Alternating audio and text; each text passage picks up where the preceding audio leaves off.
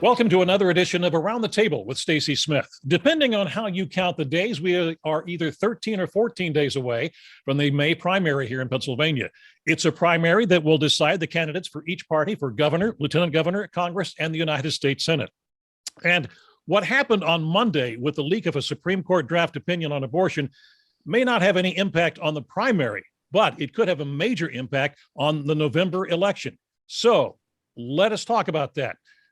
That's part of our discussion as we go around the table with our astute political analysts, and they are the former governor of Pennsylvania, Republican Tom Corbett. Mr. Corbett also served as state attorney general and also as the U.S. attorney for the Western District of Pennsylvania. Mr. Corbett teaches law right now at Duquesne University and also practices law in the city of Pittsburgh. Across the table on the Democratic side, we find Jim Byrne, the former chairman of the Democratic Party in the state of Pennsylvania. Jim also served as the president of Allegheny County Council and as the mayor of Millvale. He is an attorney in town right now. And as we stay on the Democratic side of the table, we find someone I like to call the great philosopher around the table, Joe Mystic. Joe is a guiding light for a lot of Democrats across the state. He's consulted on campaigns. He's also served in several roles in city government, including deputy mayor. Joe teaches law at Duquesne University, and you can read his thoughts on life and politics in the Trib every weekend. Normally with us is Keith Schmidt. Keith had an unexpected absence today. We'll welcome him back the next time. But so, Governor, it's going to fall on you to try to hold up the Republican side against these two stalwart Democrats. I'll do my best. Okay, we'll do that. We'll see what we can do. Now, let's get into it right now. With that leaked draft, the basic takeaway is this, as I understand it. It would overturn Roe versus Wade on a federal basis, but instead it would allow states to decide whether to allow or outlaw abortion. Former President Obama said famously that elections have consequences. And if the court rules as is outlined in this draft, and there's no guarantee that they will, the impact could be major in November. So, Joe, I'm going to begin with you. Am I overstating this about having a major impact? And if I'm not overstating it, how could this impact the fall elections? Well, you're not overstating it. Elections, it seems elementary, but elections are all about turnout.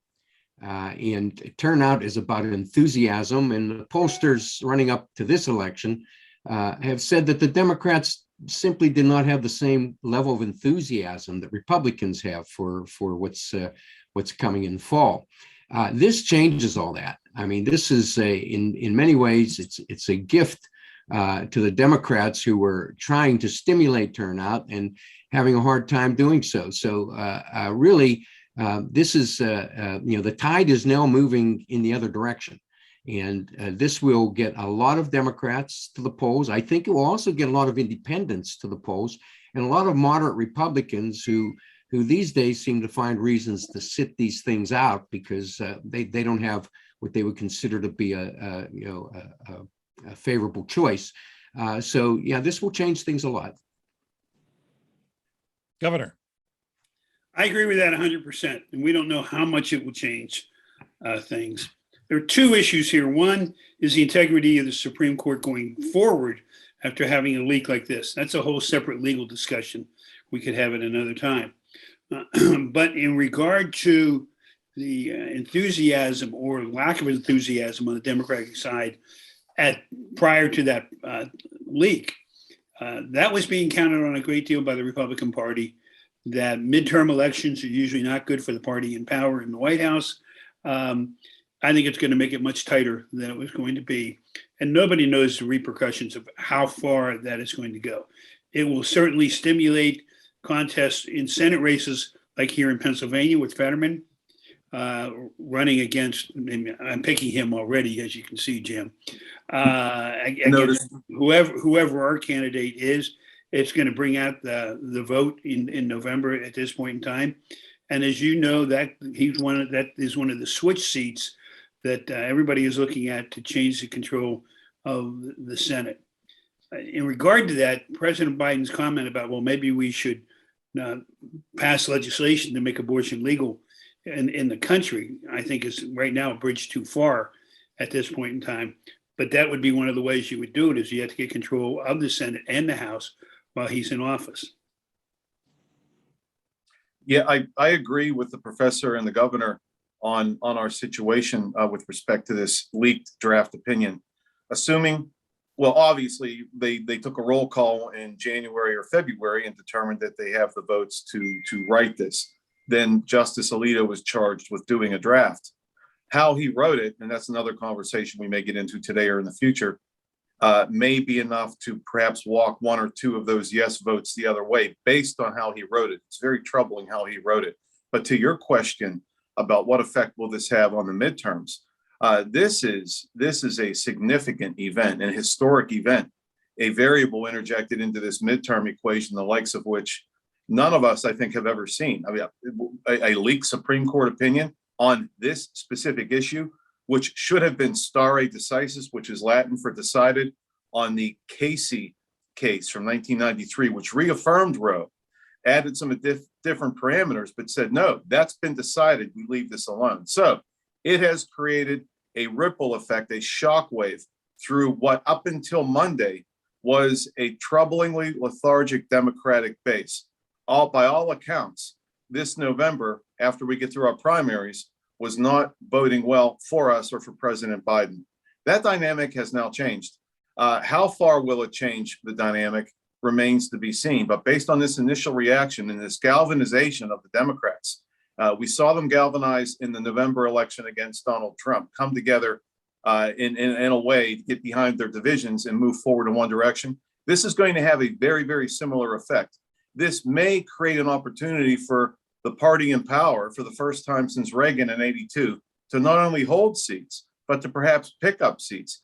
It is most definitely, assuming that comes out or some version of it, overturning Roe, it is going to have a significant factor in this November election. There can be no dispute about that.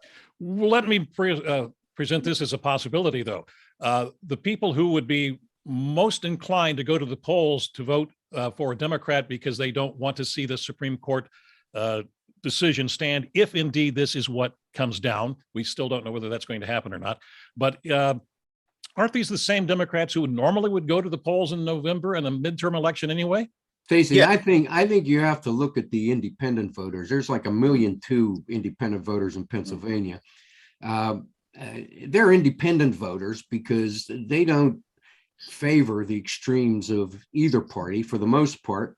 And they're going to be offended by this breach of our basic privacy rights. And that's what's really at stake here.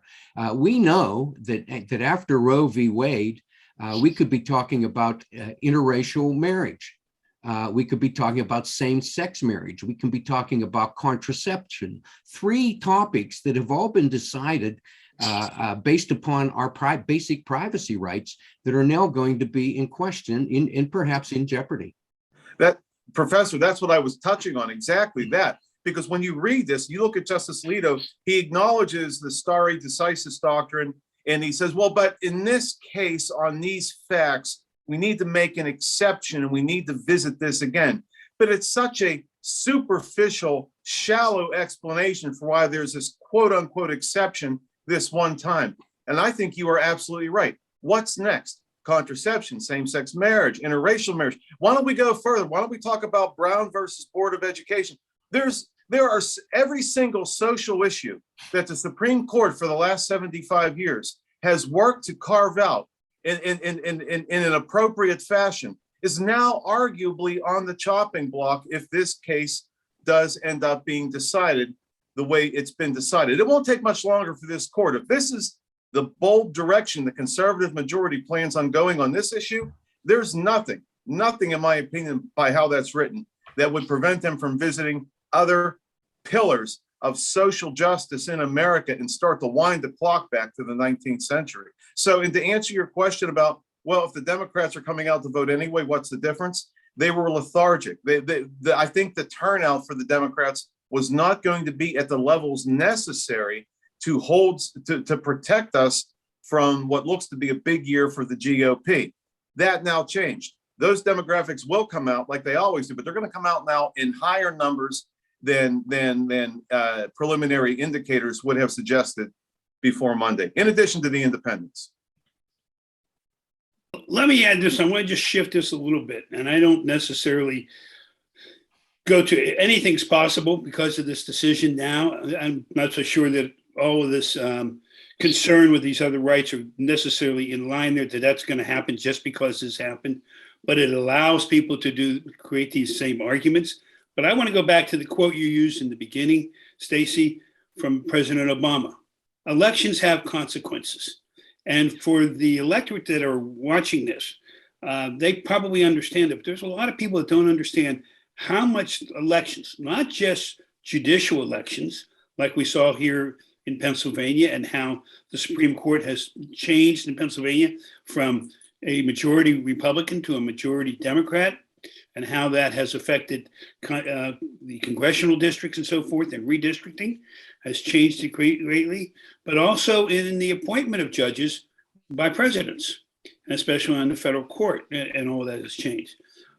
Probably the least participated in elections in Pennsylvania are those in the odd number years, with some municipal election and judicial elections. We just elected 10 people in Allegheny County to the bench. And I dare say the majority of the people who voted for them knew any of those candidates, particularly in person, but really didn't know much about them. And we have to understand that it's the justice system that in the long run kind of drives things as to where it's going to go, not just the executive and legislative, and to pay more attention to those type of elections. No such thing as an off-year election, Governor. You said it. I've said it. The professor, Keith, we all say that.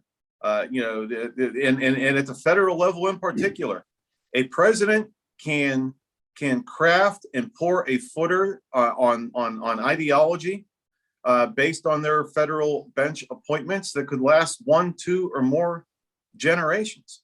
And we've all preached that to, well, we're the choir, but when we preach it to everyday voters, we still see these drop-offs.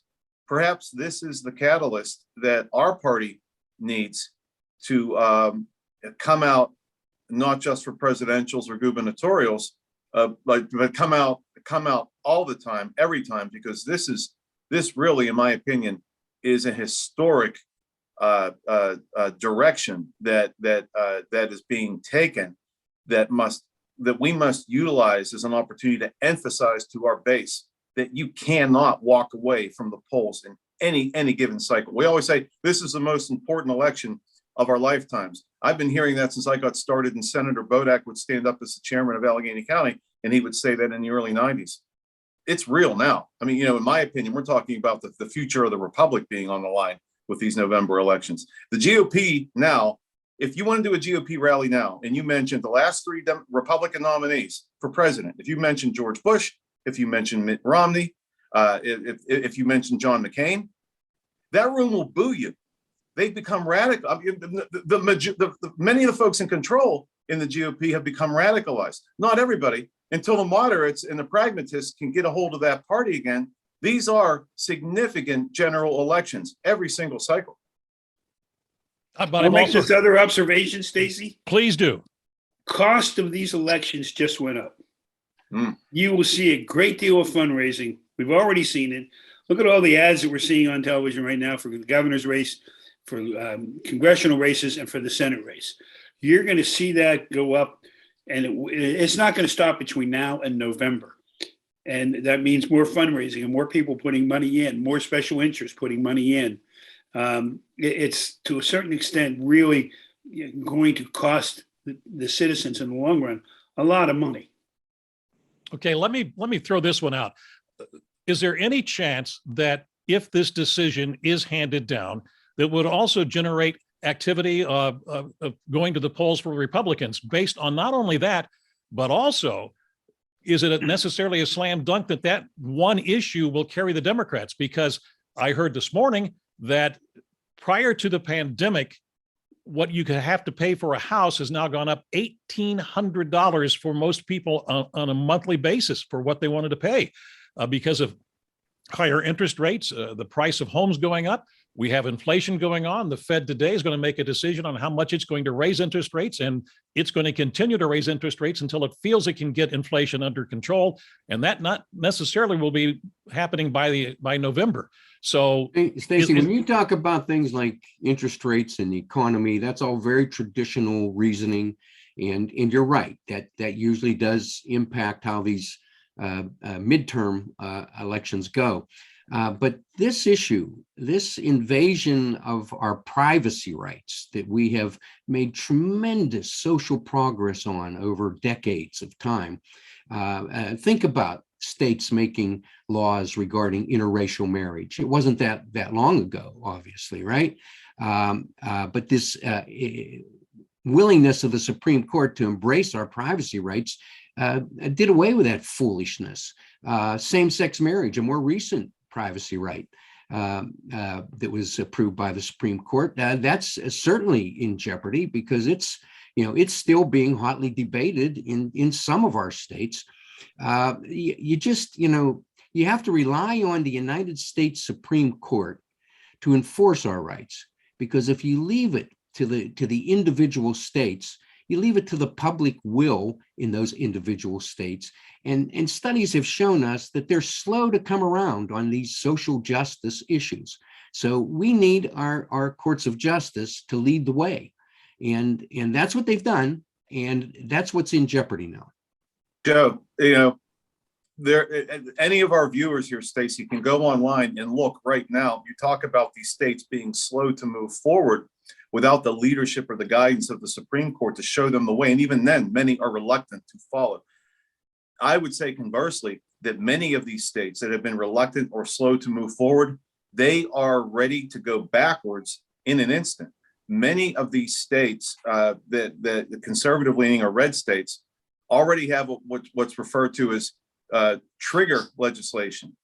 If that decision comes out as it looks, in this draft form to come out and do what it looks like it's going to do, many of these states are ready to immediately outlaw abortion. And I would not be surprised if many of those states already have trigger legislation to go after some of those other social issues that the professor explained to us, knowing that they'll be challenged, wanting to get them up to this Supreme Court and have the Supreme Court take a swing at some of those other items which we have fought for decades to advance. So the ripple effect will be swift, and it will be very troubling.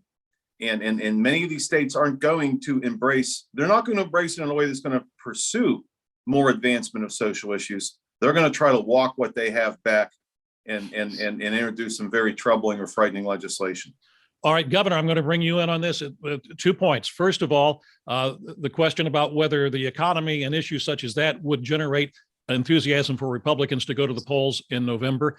And also, aren't we getting really down to the basic argument we've had of many for a long time between Republicans and Democrats in regards to how much governance from the federal government you want as opposed to your state government? You're absolutely right. And it's an argument that's been going on for a long time. The Republican Party for years have believed in states' rights. Democrats have believed that the government can do everything. Frankly, if you went back 100 years, I think, Joe, you correct me if I'm wrong, it was a little bit different. It might have been 180 degrees from that. But, that's the reflection of the times that goes on, which kind of answers what Jim was saying. Yes, at the time right now, are there legislators that could say, okay, we're going to try and pass more severe legislation? I think it's only going to go to abortion because that's been the personal one. I think the other ones, you're past that. But that's my personal observation. Going back to the enthusiasm of the Republicans, I don't think this diminishes any. It might, with moderate Republicans, affect them to a certain extent. But in the long run, the Republicans were going to be coming out. We were counting on the Democrats not counting out, frankly, at this point. So I don't think it diminishes it. It may actually enhance it some more and get more activity going. Take a poll today. Let's take a poll after the primary and see where we are. And then, the polls will be going on from then until November to see. And that's the mood of the country. I would have said a month ago to a certain extent, Ukraine was having an impact on the polls across the country. We've already kind of lost focus on that. It's whatever happens most recently. And the interesting part of this leak, that if there hadn't been a leak, and this had not been announced until June at the close of session, it would have been a shorter period of time politically for people to react to the impact of that poll. I think the outrage, I think this is one of those issues where the outrage is just going to continue to grow. It's just going to build and build and build until we get to that point at which people can actually do something about it, which will be in the fall elections. Keep in mind that what the polls tell us is that 70% of Americans are at peace with Roe v. Wade. 70%. And now, if that other 30%, if they all turn out, you don't need many. You don't need much more than half of that 70% to turn out to carry the day in these elections. That's provided that poll is correct, because other organizations will have polls that show a little bit closer margin between over this issue. Governor, you brought this up, and I want to, if we can deal with this very quickly, because I want to get to the primary elections as well. I'm almost out of time here, but it's interesting. I find that Chuck Schumer has basically said that he wants the Senate to take action if this court decision stands, but they're not willing to start taking action until we get closer to the November election, because they want this as a political issue for the election. Am I correct on that? I wouldn't disagree with that at all. I can't think of too many things that I would agree upon with Senator Schumer, and I certainly don't in this respect. Let this decision, let it come out, see what happens. But I think it was a political statement. We're going to take legislation and we're going to take this away from the Supreme Court. Be a little more rational about that. But I'm a different personality than Senator Schumer. Senator Schumer tried to do this. There was an attempt to do something of this nature a few months ago. They just, quite frankly, did not have the votes. And query whether or not they will now. Query whether or not there are enough moderate or pragmatic GOP senators that would join to make this a reality. And the timing, of course. So there is definitely, there's political calculus to everything that we're seeing here. And Mr. Schumer is certainly no different. And I do agree with the professor. Stacy, I don't think this would be a one and done if this is written the way it appears currently, that would be the end of it. And by the time we get to November, there will be some other topic. This will be in everyone's kitchen, in everyone's lives, in everyone's bedroom from now until into perpetuity. So it'll be very much a hot button issue as states start to do these triggering legislations and women start to get denied rights to health care. Yeah, I happen to agree with the governor. I think that a lot of money is going to be spent from this point on. Let me add one thing very quickly.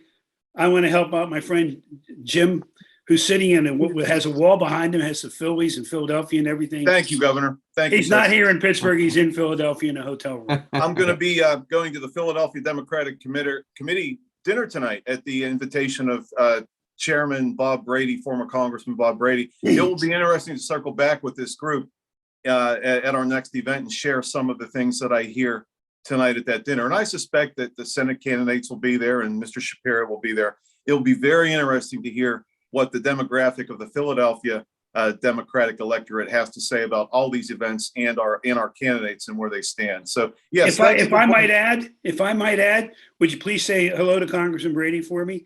Oh, because my term during governor, we worked together in a bipartisan way when it came to infrastructure, particularly down in the Philadelphia region with the ports and particularly with refineries. And he and I were able to get to work together. Governor, that seems like 1,000 years ago, doesn't it? Because that bipartisan approach is unlikely to take place anytime soon. All right, guys, we have about 5 minutes to go. Jim, I'm going to throw it to you. I got a little bit of a curveball here. You're in Philadelphia. You're going to be attending this dinner tonight. You've been critical of John Fetterman, the lieutenant governor, for not attending events.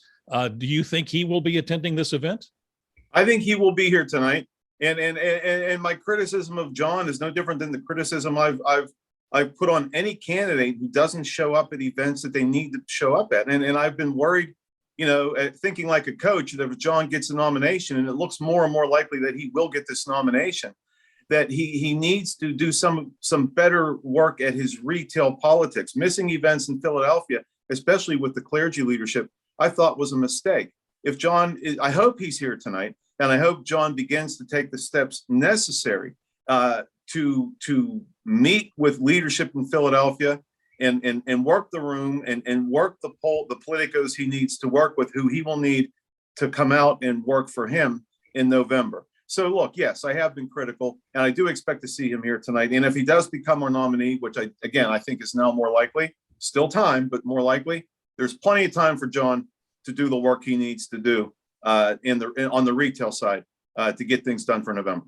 All right, we only have about 3 minutes. Governor, I'm going to put this one to you.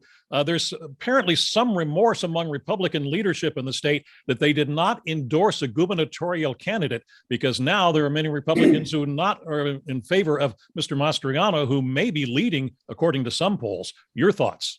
Well, I haven't talked to the Republican leadership, but if they don't have remorse, they should have remorse. Once they do an endorsement, a lot of the other candidates would have gotten out. And that's a lot of votes. There's probably 10 candidates. There's probably 15 to 20% votes there that in a close election between Mastriano and anybody else would make the difference in the race. Yeah. Are they concerned about Mastriano? Yeah, I am too. I haven't endorsed anybody, but I'm concerned about Mastriano because I think compared to Josh Shapiro, he's not going to do as well as some other candidates that are out there. All right, that leads me now to the final question. We have, again, about 2 minutes to go now, or 3 minutes to go. And that is this: Ohio just held its primary. The Trump endorsed candidate for the United States Senate won that race. How significant will any endorsement from Mr. Trump have on the Senate race here in Pennsylvania?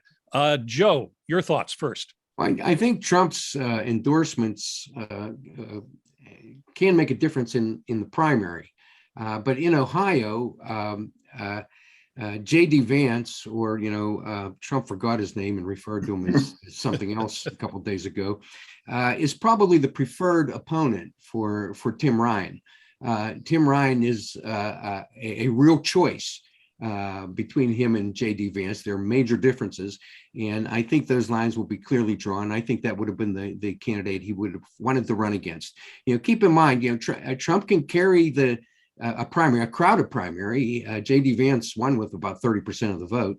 That doesn't translate into a overwhelming result in the general election necessarily. Jim, your thoughts? I agree with the professor. It's race by race, and sure, there was some impact with the former president's endorsement, but I don't think that in and of itself was determinative. There were other factors, crowded field, et cetera, the favorite candidate before the endorsement or a likely winner before the endorsement. Each race, each state will be different, and the two-edged sword of a Trump endorsement is, yes, that will bring out the Trump base in the primary, but then that Trump endorsement will be used to galvanize Democrats and independents in the fall to vote against that very same candidate. The playbook in the spring is not the same as the playbook in November. These primaries are AFC, NFC championships. You get to the Super Bowl, it's a whole different game. Well put, Jim. Thank you, sir. I have to agree with him. At this point in time, each endorsement that he makes, he wins in some, he doesn't win in others. It's going to be interesting to see what happens in the state of Georgia with the Senate race there. Does he make a difference for Oz versus McCormick at this point, because they're the two front runners? We've had no polling since that endorsement, as far as I know. And it would be interesting to see if there was, to see if he got a bump. If I were the Oz camp, and they're polling probably every day or every 3 days, if they saw a bump, they'd leak it. So I don't think he got a bump. And that'll make a big difference if he didn't get a bump. All right. Very quickly, around the table, we'll go with this, and I'm going to put you on the spot. I didn't tell you I was going to do this. Joe, who wins the Democratic Senate primary? Toss-up.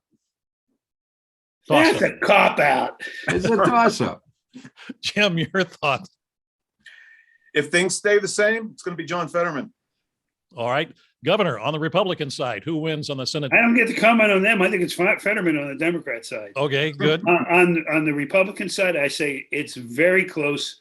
I'll pick one. I'll pick McCormick at this point. All right. Fantastic. We've got that out of the way. Gentlemen, thank you. And I also want to thank you for watching. And I hope that you join us again for the next edition of Around the Table with Stacy Smith.